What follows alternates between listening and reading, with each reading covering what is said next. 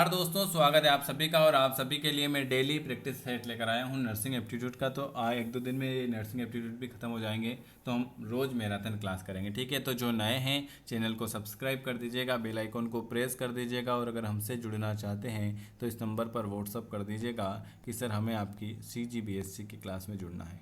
ठीक है, चलिए इसके अलावा मैं आपको बता देता हूँ कि आपके लिए मैंने 2000 वेरी IMP क्वेश्चन बनाए हैं, जिसमें आपको सारे सब्जेक्ट मिलेंगे। ठीक है, उसका एक डेमो जरूर देखें। जितने भी वीडियो देख रहे हैं एक डेमो जरूर देखें। मैं आपको सभी को फ्री में एक PDF प्रोवाइड कराऊंगा, जिसमें आपके 100 वेरी IMP क्वेश्चन रहेंगे। तो जिनको परचेस करना है वो उस डेमो को देखकर परचेस कर सकते हैं। उसका चार्ज जो रहेगा वो 99 रुपये में आपको 2000 IMP क्वेश्चन मिलेंगे। तो जिन्होंने नहीं लिए हैं अभी तक, तो 3 से 4 हज़ार लोगों ने ले लिए हैं, लेकिन अगर कोई बच गया है तो वो एक बार उस डेमो को ज़रूर देखें। ठीक है, चलिए शुरुआत करते हैं पहले क्वेश्चन की ओर। तो वो डेमो बिल्कुल फ्री रहेगा, मुझे व्हाट्सअप कर देना तो मैं आपको PDF दे दूँगा। लिख देना कि मेरे को डेमो देखना है। चलिए अगला पहला क्वेश्चन आपके सामने है कि वह परिवेश कारक जो अप्रत्यक्ष रूप से कुपोषण से संबंधित है। देखो अभी आपकी एग्ज़ाम होने वाली है, 10 दिन भी 9 दिन बचे हैं, तो आप उस प्रैक्टिस सेट को जरूर परचेस करें। वह परिवेश कारक जो अप्रत्यक्ष रूप से कुपोषण से संबंधित हैं वह कौन सा हो जाएगा? वो हो जाएगा व्यक्ति स्वच्छता, जनसंख्या घनत्व, परिवेश स्वच्छता और यह सभी। ऑप्शन आपका डी वाला आ जाएगा। अगला क्वेश्चन लिखा हुआ है कि रिक्त स्थान के उपयोग द्वारा रुग्णशीलता और मरणशीलता के जोखिम पर शरीर के भार के प्रभाव का पूर्वानुमान लगाया जाता है। कौन सा? Body mass index, body rate, body size या इनमें से कोई नहीं। तो बॉडी मास इंडेक्स के उपयोग के द्वारा रुग्णशीलता और मरणशीलता के जोखिम पर शरीर के भार के प्रभाव का पूर्वानुमान लगाया जा सकता है। अगला क्वेश्चन क्या लिखा हुआ है? वयस्कों में, ये क्वेश्चन अभी पूछा हुआ था, वयस्कों में अस्थि मृदता रिक्त स्थान की कमी के कारण होता है। वयस्कों में अस्थि मृदता किसकी कमी के कारण होगा? Very very good, vitamin D की कमी के कारण। किसके कारण? वयस्कों में अस्थि मृदता जो होता है विटामिन डी की कमी के कारण होगा। ऑप्शन आपका 4th नंबर का। ICDS, ये क्वेश्चन लेने दो। न्यूमोकोकल संक्रमणों में गंभीर रोग शामिल हैं, जैसे न्यूमोकोकल संक्रमण में गंभीर रोग शामिल हैं जैसे न्यूमोनिया। किसका? न्यूमोनिया। चलिए अगला क्वेश्चन क्या लिखा हुआ है? डिप्थेरिया संक्रमण रिक्त स्थान के जीवन विषयक प्रभेद द्वारा उत्पन्न होता है। डिप्थेरिया संक्रमण किसके जीवन विषयक प्रभेद द्वारा उत्पन्न होता है? कोनी बैक्टीरिया।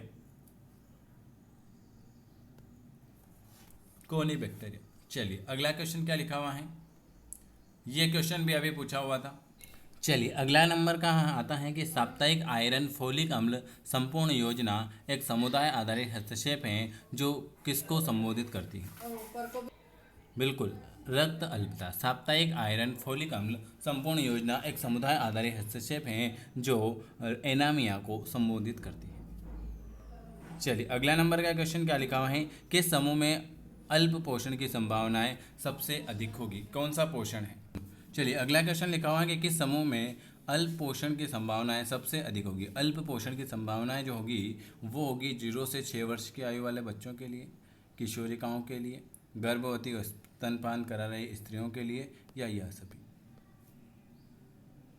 अगला क्वेश्चन क्या लिखा हुआ है? जननी सुरक्षा योजना रिक्त स्थान को सुगम बनाने के लिए आरंभ की गई थी। जननी सुरक्षा योजना किसको सुगम बनाने के लिए आरंभ की गई थी? जननी सुरक्षा योजना जो है अस्पताल में सुरक्षित प्रसव के लिए। अगला क्वेश्चन क्या लिखा हुआ है? ये लीजिए, SARS very IMP question. SARS का पूरा नाम बताइए। SARS का पूरा नाम बताइए। SARS का पूरा नाम बताइए। SARS का जो पूरा नाम हो जाएगा वो हो जाएगा सीवियर एक्यूरेटी स्पायरेटरी सिंड्रोम, गंभीर तीक्ष्ण स्वस्थ लक्षण।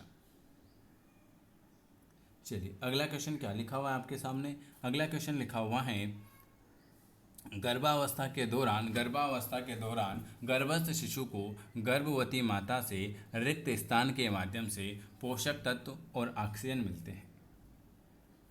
गर्भावस्था के दौरान गर्भस्थ शिशु को गर्भावस्थी माता से रिक्त स्थान के माध्यम से पोषक तत्व और ऑक्सीजन जो मिलते हैं वो किससे मिलेंगे?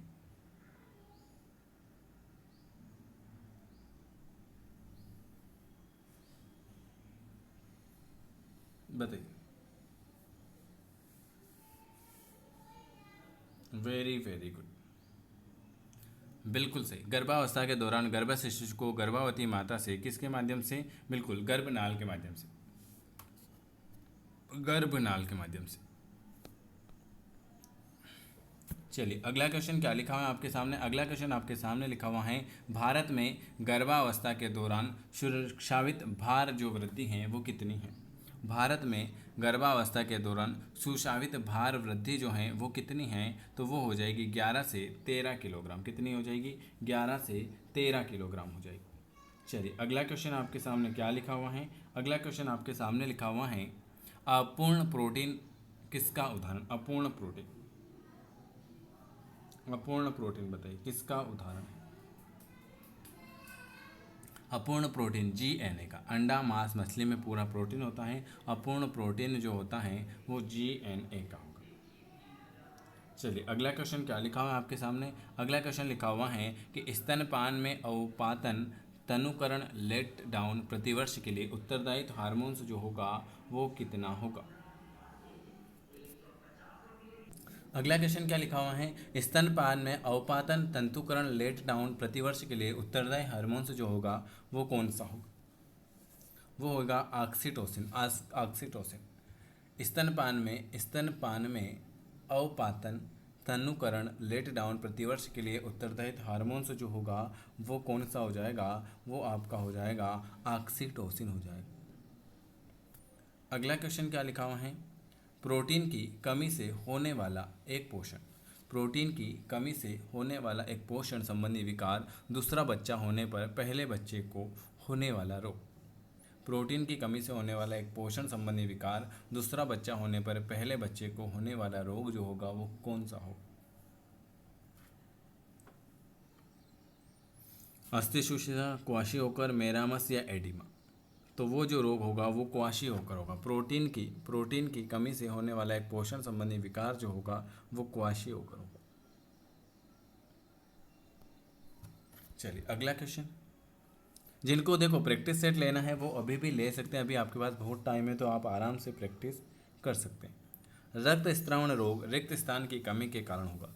रक्त स्त्रावण रोग जो होगा वो किसकी कमी के कारण होगा? रक्त स्त्रावण रोग जो होता है वो विटामिन के की कमी के कारण होगा। विटामिन के की कमी के कारण कौन सा रोग होगा?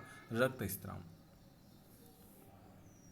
हेपेटाइटिस सी विषाणु इनमें से किस समूह से संबंध रखता है? हेपेटाइटिस सी विषाणु किस से संबंध रखता है?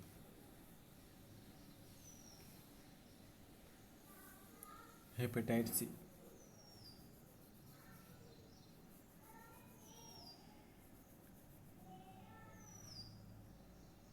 हेपेटाइटिस सी जो होता है वो फ्लावी वायरस से, फ्लावी वायरस से।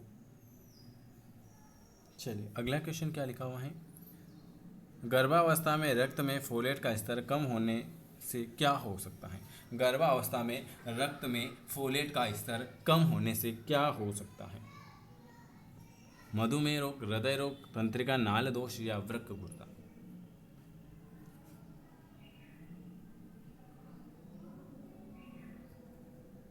बताइए। तो गर्भावस्था में रक्त में फोलेट का स्तर अगर कम होता है तो तंत्रिका नाल दोष हो जाता है। कौन सा हो जाएगा? तंत्रिका नाल दोष। अगला क्वेश्चन है, 10 वर्ष की आयु पर कौन सा टीका दिया जाता है? 10 वर्ष की आयु तक कौन सा टीका दिया जाता है?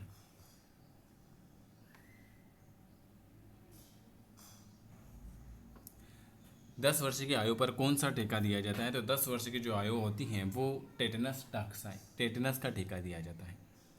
बढ़ते बच्चों को रिक्त स्थान के लिए अच्छी मात्रा में प्रोटीन और कैल्शियम की आवश्यकता पड़ती है।